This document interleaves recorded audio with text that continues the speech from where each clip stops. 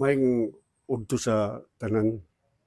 Ako si Dato Andigaw Agay nga nag-alsa sa miadtong panahon sa lungsod sa Talaingod.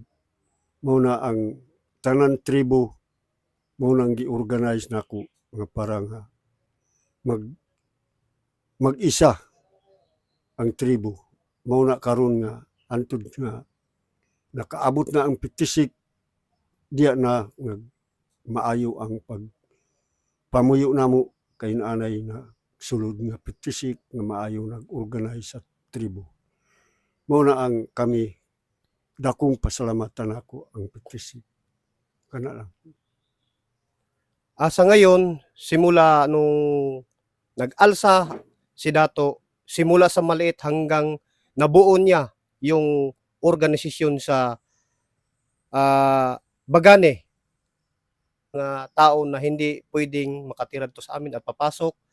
Siya yung nag-handle para maging mabuo yung Talaingod, magkaisa sila.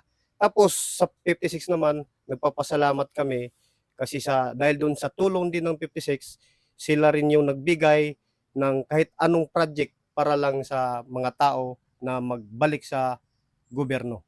Armas namo sir sa dosirami, sundang lang og bangkaw og pana. Mura nang amo ang pakiglaban sa una nga dosirami. Hantod nga naka ilugmig armas, pagkailog namo sa armas, gisurindil namo sa gobyerno ang armas. Ubay-ubay na sir ang nakuha namong armas. Mga 42 ang nakuha namo armas sa kalaban. Gisurindil namo sa gobyerno nga para matabangan mi.